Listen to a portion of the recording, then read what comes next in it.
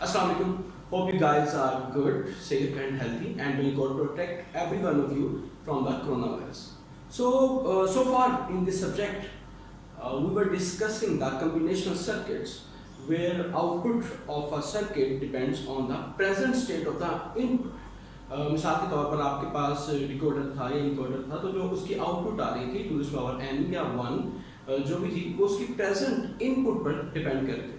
But it is not always true that your present state of output only depends on the present state of input. For example, if you are going to add 1 in 1, the output will be 0 and there will be carry 1 which could be added in other bits. So you need to store that output and use that as a feedback for the next step or for the next cycles. Let me summarize. For example, we were using the combination circuits. Combination circuits were input or inputs, and that was the output. And there was no relation between output and the input. But in practical life, we have to utilize that output for the next cycle or for the next inputs. Okay, यानी कि आपको जो आपकी output आती है उसको आपको दोबारा से अपने अगले साइकिल की इनपुट के तौर पर यूज करना पड़ सकता है. In other words, there is a feedback. Such kind of circuits are called sequential circuits. आपकी जो आउटपुट्स आ रही हैं वो एक सीक्वेंस के साथ आ रही है कि पहली आपकी आउटपुट आई, ओके, उस आउटपुट को आपने एज इनपुट भी यूज किया तो आपके पास सेकंड आउटपुट आई, उसको फिर आपने यूज किया तो आपके पास थर्ड आउटपुट आई. So there is a sequence in your outputs. So this circuits might be named because of this sequence as a sequential, might be named as sequential circuit because of this reason as well. So ये जो feedback आपको provide किया जाता है, it's in type of memory, यानी जो आपकी output थी उसको यहां पर स्टोर किया गया और फिर आप उसको दोबारा से इनपुट के तौर पर यूटिलाइज करेंगे. So the basic difference between the combinational circuit that we were studying so far and the sequential circuit is this memory unit or the feedback that we were discussing. Okay, so अब ये sequential circuit जो है ये बहुत important है. जैसा कि अभी आपने देखा कि मेमोरी बीच में इन्वॉल्व है. इनकी टाइप्स में लैचेस, फ्लिप फ्लॉप्स, ये जो भी हम आज का टॉपिक हमारा लैच का है ये हम डिस्कस कर रहे हैं. तो आप हम जो है वो सीक्वेंशियल सर्किट्स को सो फार डिस्कस करेंगे जिसमें आउटपुट भी आपके लिए इनपुट के तौर पर इस्तेमाल हो रही होती है. Okay, so let's start the topic formally. और हम इसको, ये था हमारे पास इंट्रोडक्शन टू सीक्वेंशियल सर्किट्स जिसमें हमारे पास आउटपुट दोबारा से यूटिलाइज हो रही होती है या हम आउटपुट को एज अ मेमोरी यूटिलाइज करते हैं अपने नेक्स्ट इनपुट्स के लिए ताकि हम उसको एक सीक्वेंस में चला सकें.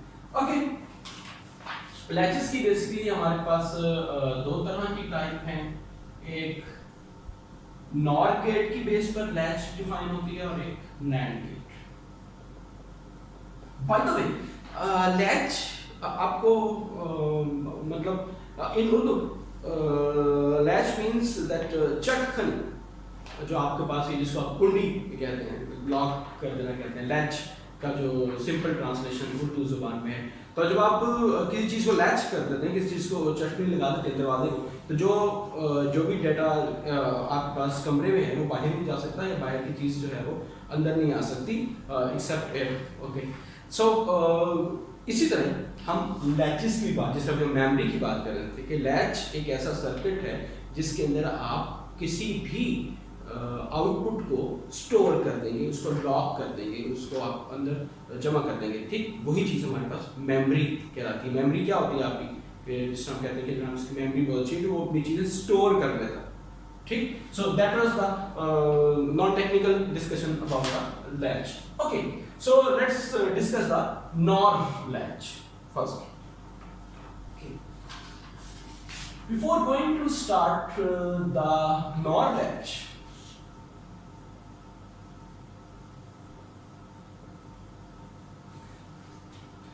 आप लोगों को नॉर गेट का फंक्शन अगर याद हो, नॉर गेट ये कहता था कि अगर आपके पास दो इनपुट्स हैं और उनमें से कोई एक भी आपके पास 1 आ जाती है तो आउटपुट आपकी 0 आनी चाहिए। ठीक, let me revise the table. If there is 0 0 output will be 1।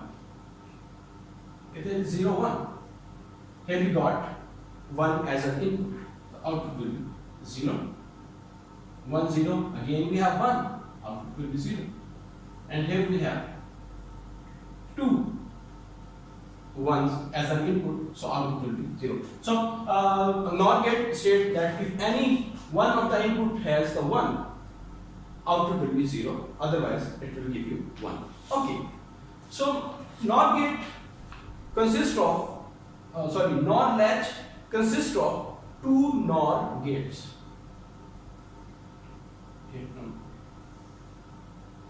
NOR 1,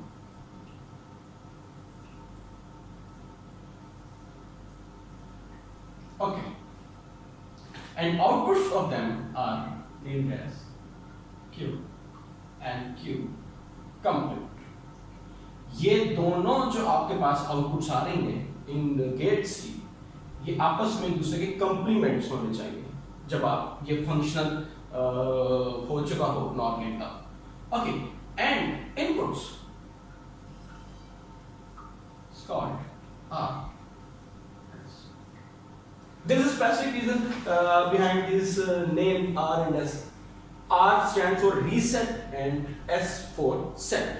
Reset, जब आप कहते हैं कि यार ये अच्छा ये मोबाइल है मेरा, इसको आप रीसेट कर दें, तो आपका मतलब क्या होता है? यानी कि इसमें जो भी मेरा प्रीवियस डाटा था, वो वायरस था या चीज़ें जो थी वो सारी की सारी आपके पास वैनिश हो जाती है, वो डिलीट हो जाती है, यानी कि आपके पास आउटपुट पर जो वैल्यू है वो कुछ भी नहीं रहती, 0 हो जाती है। सो जब आप कहते हैं कि R रीसेट कर दो, यानी कि आप उसको अलाउ करते हैं, R बिट 1 कर दिया आपने, तो आउटपुट आपके पास 0, यानी कि अब आपके पास आप मोबाइल में कोई भी चीज़ डिफ्यूज नहीं रह गई।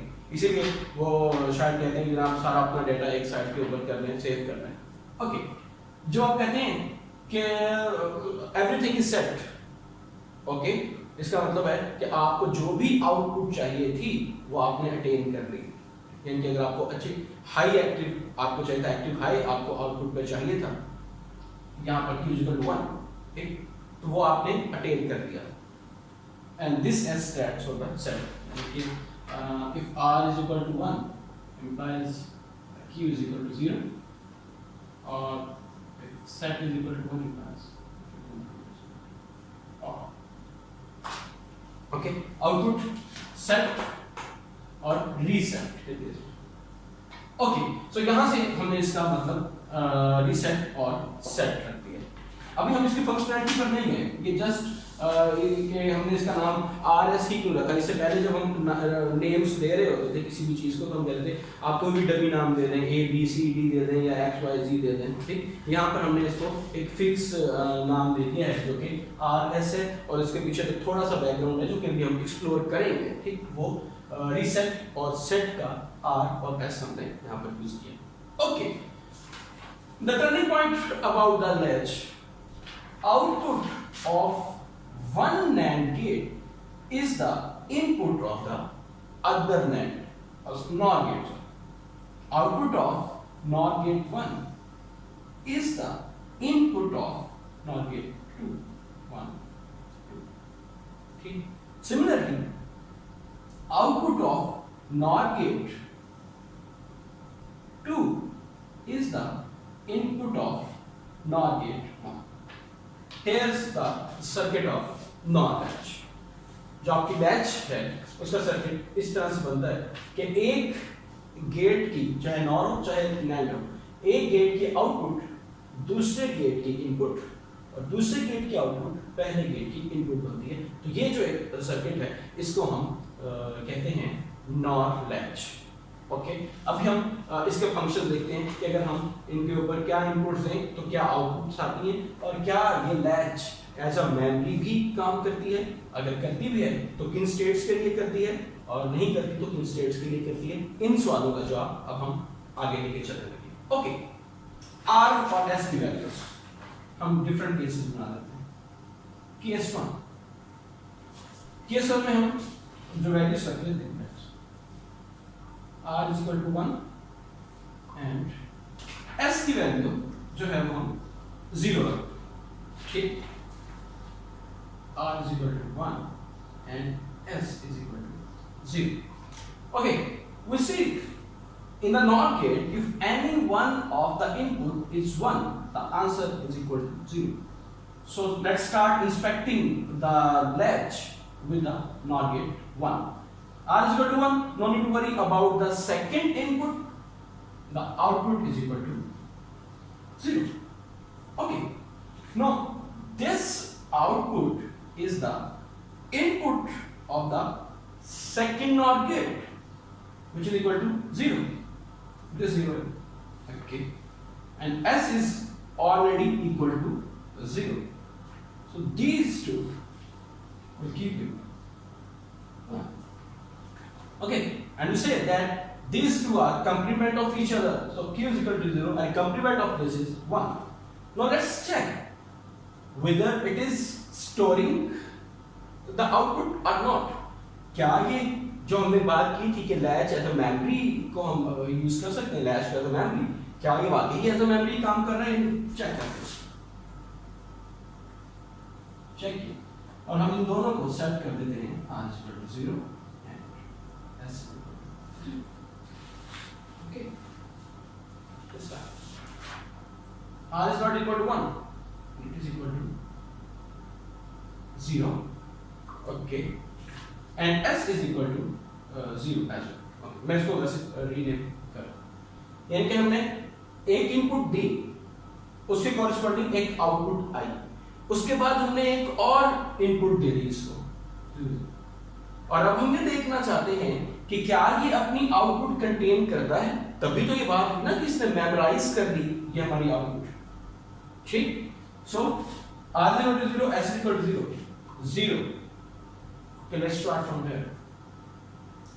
और आपके पास यहां पर जो पहली प्रीवियस आउटपुट थी इस गेट के लिए वो 1 थी। So 1 0 combination, again anyone, RQ is equal to 0. Okay, 0 उसने रिटेन कर लिया। अब वही 0 आपके पास दोबारा से आउटपुट सॉरी इनपुट बन के आ गया, ये 0, और फॉर्चुनेटली यहां पर आपके पास ऑलरेडी 0 था, 0 0 अगेन। सो इट मींस कि अगर आप अपनी इनपुट को 1 0 की बजाय 0 0 भी कर देते हैं, तब भी आपके पास आउटपुट वही रहेगी जो कि आपके पास प्रीवियस इनपुट के लिए थी। राइट, इट मींस कि for the case 1 the latch is NOR latch is working as a memory. Okay, okay, next case 2.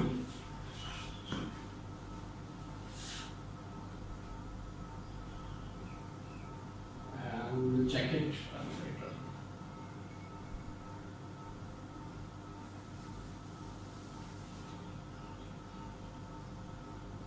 For the case 2, let's revert the input. R is equal to 0 and s is equal to 1, right? Okay, s is equal to 1. Now what will happen? We know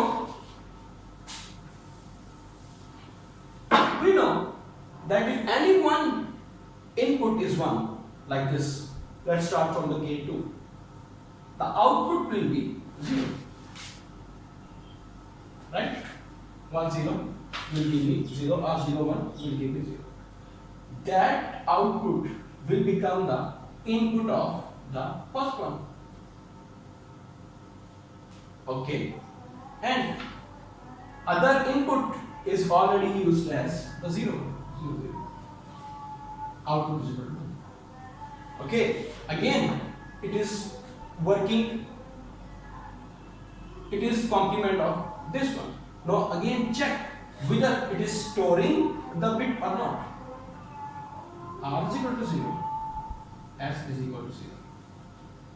okay, हम इसको 0 0 ही क्यों use कर रहे हैं, check करते हुए r equal to 0 और s equal to 0 क्यों यूज कर रहे हैं, इसका जवाब हम थोड़ी देर बाद में देते हैं। हम क्यों नहीं 1 0 या 1 1 कोई और कॉम्बिनेशन रखते हैं, इसका जवाब भी हम देते हैं। Okay, so when I change it as r is equal to 0 and s is also equal to 0,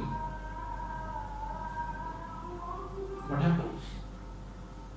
Okay, 0, this is 0, this is 0, this output is input। यहां से हमें पता चला कि एक इनपुट आपके पास 1 है, सो दूसरी इनपुट के बारे में परेशान होने की जरूरत नहीं है, आउटपुट 0 आनी चाहिए। 1 0 1 0,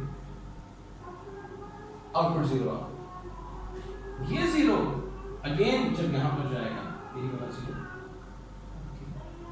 अदर आउटपुट हमने 0 कंसीडर की हुई है।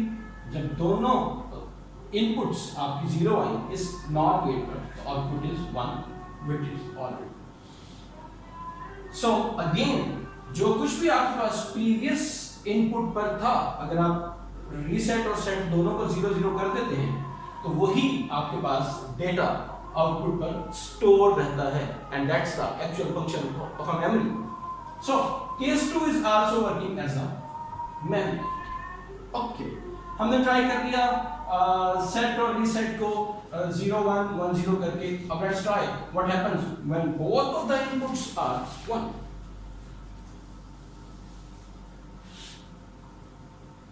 which is our case number 3।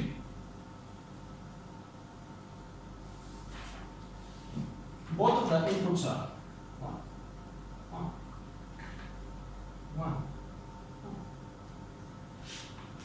we could start from anywhere, क्योंकि अब हमारे पास दोनों गेट्स के ऊपर 1 है। पहले हम उस गेट से स्टार्ट कर रहे थे जिस गेट के ऊपर हमें एक इनपुट 1 मिल रही थी, ताकि हम इस डिटेक्शन के तहत आउटपुट डिटेक्ट कर सके।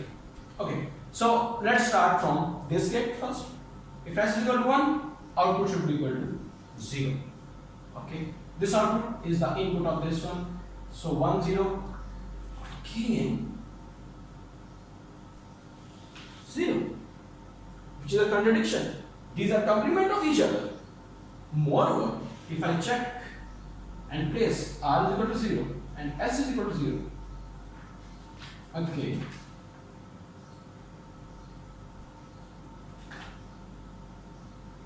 this 0 will appear here where other input is also 0, so 0 0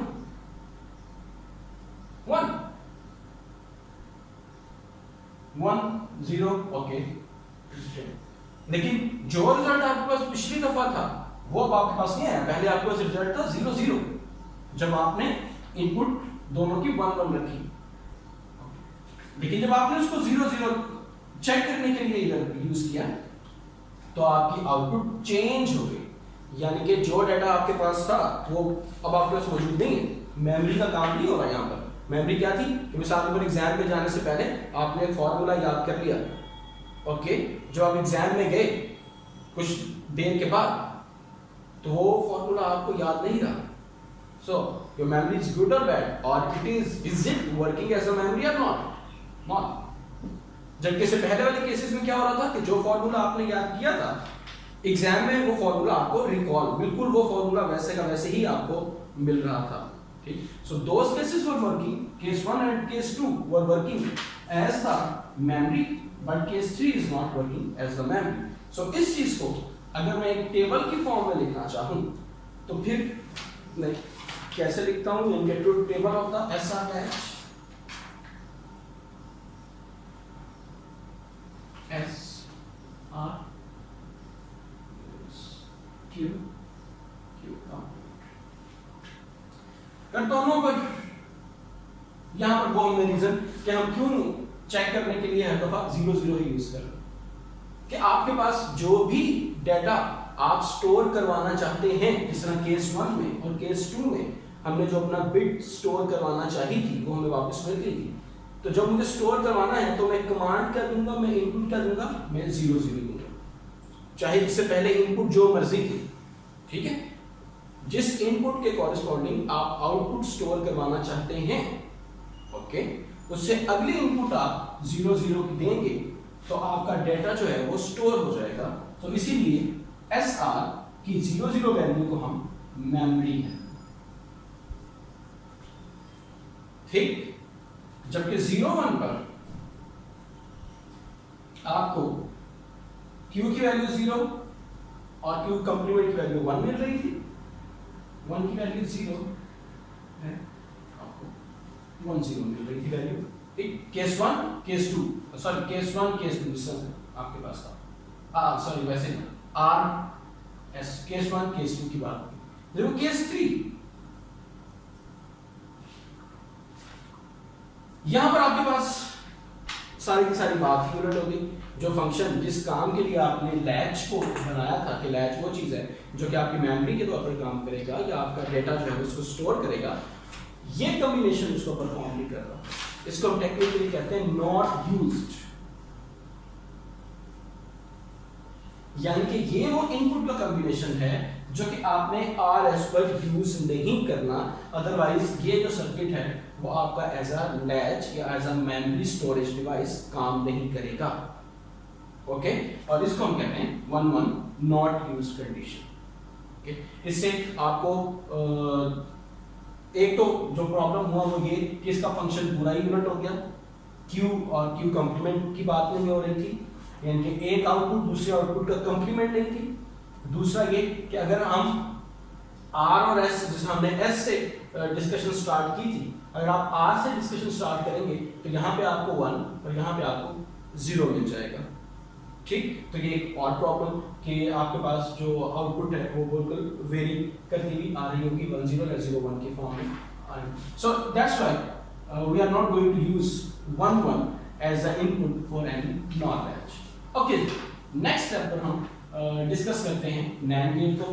procedure सारे का सारा बिल्कुल वैसा ही है, ओके, जिस तरह हमने यहाँ पर नॉर गेट के लिए किया था, लेकिन हम उसको ब्रेविटी के लिए इसको रिवाइज करते हैं। आई होप कि आप लोग वीडियो जो है उसको स्टॉप करेंगे टाइम टू टाइम और खुद से ये डेटा एनालाइज करने की भी कोशिश करेंगे। Okay, let's start the inspection of our NAND latch.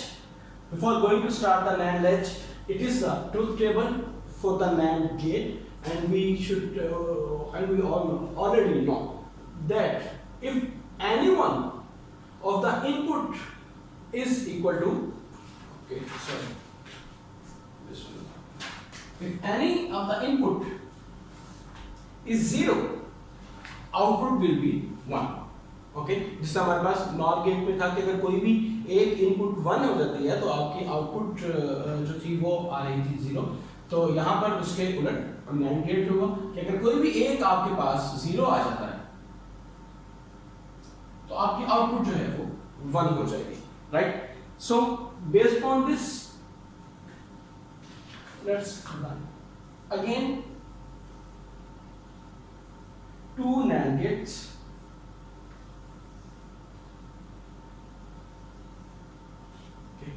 Output of one is the input of the other.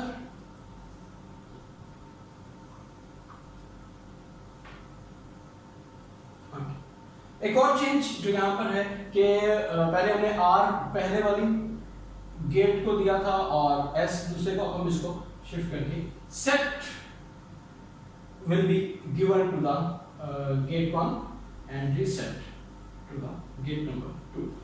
Okay, again we have to fill up that table कि क्या combinations हो तो हमारे पास क्या आउटपुट आती है। Case 1 S is equal to 0 and R is equal to 1. 0 and R is equal to 1. Okay, or to say, we could say that if any of the input is 0, one of the input is 0, here we have 1, so we are not going to analyze this, okay। अगर हम इसको करेंगे तो 1 तो बहुत से उसके combinations मिल रहे हैं। So 0 is the input, means output must be equal to 1,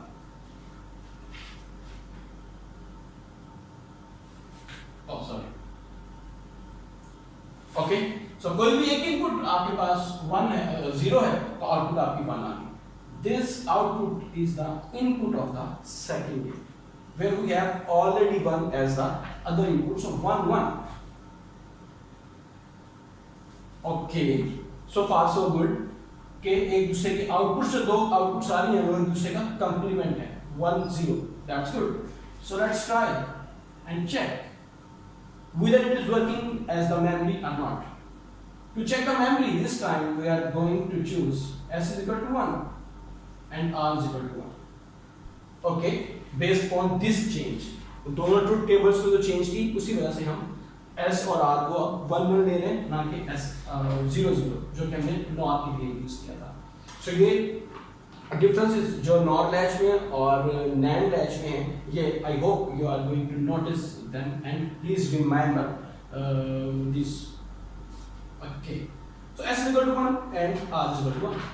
S is already 1 and R is equal to, S is equal to 1 this time and R is already 1. Both of them is 1. So let's start from elements. 1 1 gives me 0. Okay, 0 and 1. This 0 will travel here. 1 0 will give you 1. Okay, अगर आप input S equal to 0 और R equal to 1 की बजाय S equal to 1 और R equal to 1 भी कर देते हैं तो भी आपके पास आउटपुट वही वाली स्टोर रहेगी. यानी कि हमारे पास जो केस था वो था S equal to 0 and R equal to 1 और आउटपुट हमारे पास निकली थी K equal to 1.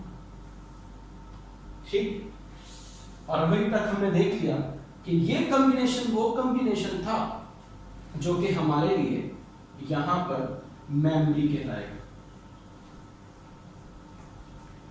NOR gate के केस में ये नॉट यूज था.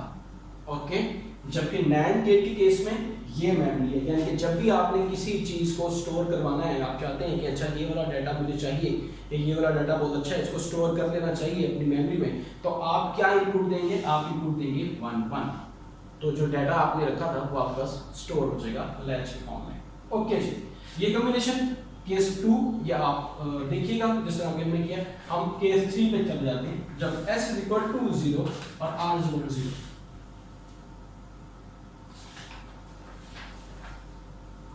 R is equal to 0.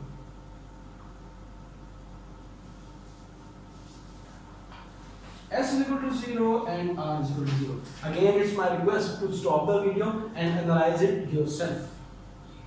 S is equal to 0 and R is equal to 0. We state that if any of the input is 0, the output will be 1. So, let's take, start from anywhere. But 1 0, 1 0. Again, it is a violation of the principle that these outputs should be contradiction of each other. Okay, तो पहली बात तो ये यहाँ पर हमारे सामने आ गई कि इस कॉम्बिनेशन के अंदर ये वाला प्रॉब्लम आया. दूसरा प्रॉब्लम हम ये देख लेते हैं कि अगर हम इसको 1 1 करते हैं, यानी कि क्या हम इसको स्टोर करते हैं, तो फिर क्या काम हो सकता है? Sorry, if instead of 0 1 and 1, okay, 1 input of this is output 1 1 1 1 is 0. Okay, यानी कि जो डाटा पहले स्टोर हुआ था उसको उसने इरेज करके आपके पास 1 की बजाय 0 स्टोर कर दिया. अब ये 0 इनपुट बना इसका, जहां पर ऑलरेडी दूसरी इनपुट 1 है. सो 1 0 1 0 इट्स ओके, इट्स ओके. अगर मैं बजाय इसके यहां से एनालिसिस स्टार्ट करता, अगर मैं यहां से एनालिसिस स्टार्ट कर दूं कि 1 यहां से आ रहा है, 1 यहां पर, ओके, और सॉरी अगर मैं पहले हमने यहां से किया था, अगर हम यहां से स्टार्ट करते कि 1 ये था, सॉरी यहां कि 1 ये है और इनपुट नई जो आपने दी है वो 1 है, 1 1, तो ये 0 हो जाता और ये 0 इनपुट यहां पे आती है रेड वाले के साथ मैच करके 0 1, तो वो बात एक ही है, चाहे आप यहाँ से स्टार्ट करें वहां से स्टार्ट करें, वो आपके डेटे को रेस कर रहा है, जो कि हमारे लिए इंपॉर्टेंट चीज है। इसका मतलब यह है कि like nor latch, NAND latch के केस में आपके पास जो है ये नॉट यूज्ड केस है, ठीक है, कि अगर आपने जो लैच डिजाइन की है वो बेस करती है नैंड गेट के ऊपर इस तरह से, तो फिर आपने मेमोरी के लिए या फिर आपने कोई भी कॉम्बिनेशन 0-0 इनपुट के तौर पर नहीं देना, ठीक, it is a not used. और जब आप चाहते हैं कि मैं अपनी मेमोरी को, ये जो चीज मेरे पास है इसको मैं स्टोर कर दूं इस डेटा को, तो फिर आपने 1-1 एंटर करना है। नॉर के केस में आपने जब स्टोर करना है या आप मेमोरी की जो इनपुट देना चाह रहे हैं दैट्स 0-0, और नैंड गेट के केस में जो आप मेमोरी की इंस्ट्रक्शन देना चाह रहे हैं इनपुट के तौर पर वो है 1-1। Okay, so that was the functionality of the latches. Let me summarise the lecture here. We started the sequential circuits. Sequential circuits क्या थे? Sequential circuit ये हैं कि अब आपकी इनपुट सिर्फ और सिर्फ अपनी इनपुट प्रेजेंट स्टेट की इनपुट पर काम नहीं कर रही, बल्कि जो आपकी पास्ट की आउटपुट थी वो भी अब आपकी इनपुट, पास्ट की output is your input and your present input is your input, ठीक। So such kind of devices are called sequential circuits. Okay, और अब आज हमने पहला सीक्वेंशियल सर्किट जो बेसिक हमारा बनता है उसको पढ़ा, लैच, जो कि SR लैच भी कहलाती है, जो आज हमने पढ़ी। ये लैच जो है वो दो तरह से डिजाइन की जा सकती है। Number 1 is a NOR one and the second one was the NAND gate based latch. And then we discussed that what are the conditions which supports for the storage of memory and which are the stages we are not going to use for the respective latches. Okay, thank you very much.